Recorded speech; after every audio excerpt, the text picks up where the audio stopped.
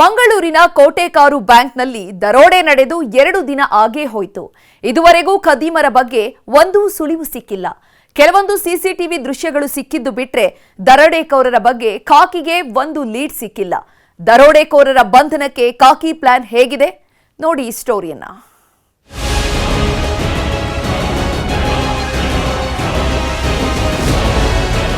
ಮಂಗಳೂರಿನ ಕೋಟೆಕಾರು ಸಹಕಾರಿ ಬ್ಯಾಂಕ್ನಲ್ಲಿ ದರೋಡೆ ಆಗಿ 48 ಗಂಟೆ ಆಗೇ ಹೋಯಿತು.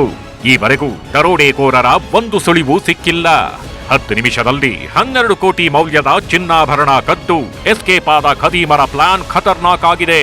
ಪೊಲೀಸರಿಂದ ತಪ್ಪಿಸಿಕೊಳ್ಳಲು ಸಖತ್ತಾಗಿ ಪ್ಲಾನ್ ಮಾಡಿದ್ದ ಖದೀಮರ ಬಗ್ಗೆ ಈವರೆಗೂ ಒಂದೇ ಒಂದು ಸುಳಿವು ಸಿಕ್ಕಿಲ್ಲ. ಬ್ಯಾಂಕ್ ರಾಬರ್ಸ್ ಎಸ್ಕೇಪ್ ಆಗಿ 2 ದಿನ ಆದ್ರೂ ಎಲ್ಲಿದ್ದಾರೆ, ಏನ್ ಮಾಡ್ತಿದ್ದಾರೆ, ಕದ್ದ ಚಿನ್ನ ಏನ್ ಮಾಡಿದ್ರು ಅನ್ನೋ ಒಂದೇ ಒಂದು ಸುಳಿವಿಲ್ಲ. ಈ ಬೆನ್ನಲ್ಲೇ ಇಬ್ಬರು ಶಂಕಿತರನ್ನ ಪೊಲೀಸರು ವಶಕ್ಕೆ ಪಡೆದು ವಿಚಾರಣೆ ಮಾಡ್ತಿದ್ದಾರೆ.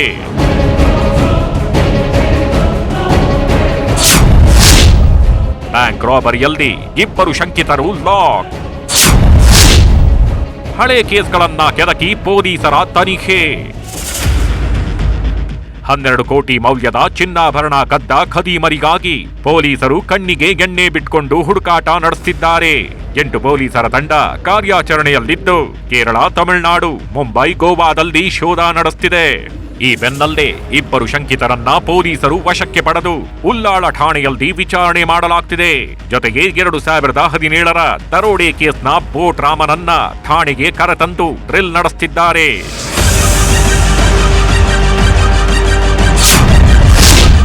ಗೋಲ್ಡ್ ಬ್ಲಾಕ್ ಮಾರ್ಕೆಟ್ ಮೇಲೆ ಖಾಕಿ ಕಣ್ಣು. ತಮಿಳುನಾಡು, ಮುಂಬೈ, ಯುಪಿಯಲ್ಲಿ ಸರ್ಚಿಂಗ್. ಕದ್ದ ಚಿನ್ನವನ್ನ ದರೋಡೆಕೋರರು ಬ್ಲಾಕ್ನಲ್ಲಿ ಮಾರೋ ಸಾಧ್ಯತೆ ಇದೆ.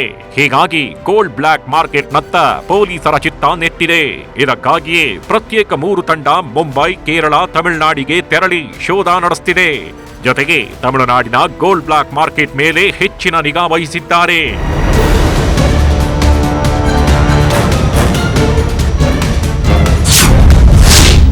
ನಕಲಿ ನಂಬರ್ ಪ್ಲೇಟ್ ಕಾರು ಬಳಸಿ ದರೋಡೆ. ಪಡುಬಿದ್ರೆ ಸಿಸಿಟಿವಿಯಲ್ಲಿ ಕಾರು ಗುರುತು ಪತ್ತೆ. ದರೋಡೆಕೋರರು ಬಳಸಿದ್ದ ಫಿಯಟ್ ಕಾರು ಉಡುಪಿ ಮಾರ್ಗವಾಗಿ ಮಂಗಳೂರಿಗೆ ಬಂದಿದ್ದು ಪಡುಬಿದ್ರೆಯ ಸಿಸಿಟಿವಿಯಲ್ಲಿ ಕಾರ್ನ ಚಲನವಲನ ಪತ್ತೆಯಾಗಿದೆ.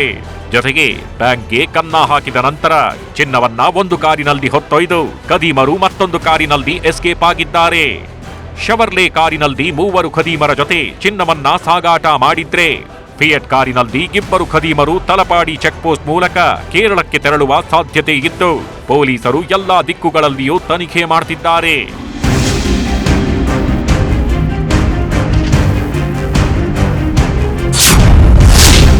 ಚಿನ್ನದ ಮೇಲೆ ಸಾಲ ಕೊಡೋ ಬ್ಯಾಂಕ್ಗಳೇ ಟಾರ್ಗೆಟ್. ಒಡಿಶಾ ಬ್ಯಾಂಕ್ ದರೋಡೆಗೂ ಇದಕ್ಕೂ ಸಾಮ್ಯತೆ. ಚಿನ್ನದ ಮೇಲೆ ಸಾಲ ಕೊಡೋ ಬ್ಯಾಂಕ್ಗಳೇ ಕಳ್ಳರ ಮೇನ್ ಟಾರ್ಗೆಟ್ ಆಗಿದ್ದು ಒಡಿಶಾದ ಸಬಲ್ಪುರ್ ಸಿಟಿಯಲ್ಲಿ ನಡೆದ ದರೋಡೆಗೂ ಕೋಟೆಕಾರು ಬ್ಯಾಂಕ್ ದರೋಡೆಗೂ ಸಾಮ್ಯತೆ ಇದೆ ಎನ್ನಲಾಗ್ತಿದೆ. ಸಬಲ್ಪುರ್ ಸಿಟಿಯಲ್ಲಿ 15 ದಿನಗಳ ಹಿಂದೆ ಮಣಪುರಂ ಫೈನಾನ್ಸ್ಗೆ ನುಗ್ಗಿದ 7 ಖದೀಮರು 30 ಕೋಟಿ ಚಿನ್ನಾಭರಣ ದೋಚಿದ್ರು.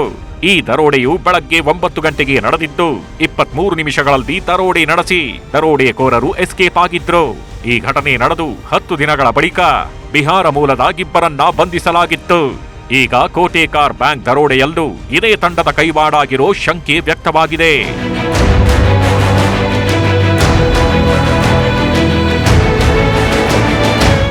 ಒಟ್ನಲ್ಲಿ ಕೋಟೆಕಾರು ಬ್ಯಾಂಕ್ನಲ್ಲಿ ದರೋಡೆ ಮಾಡಿದ ರಾಬರ್ಸ್ಗಾಗಿ ಅಷ್ಟ ದಿಕ್ಕುಗಳಲ್ಲಿಯೂ ಪೊಲೀಸರು ಹುಡುಕಾಟ ನಡೆಸುತ್ತಿದ್ದಾರೆ. ಕಿಶನ್ ಶೆಟ್ಟಿ, ನ್ಯೂಸ್ 18 ಮಂಗಳೂರು.